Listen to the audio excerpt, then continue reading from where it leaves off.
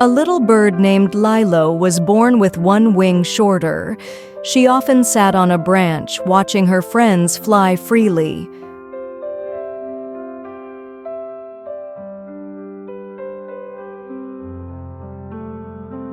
One day, an old turtle came and invited her to explore the forest by land.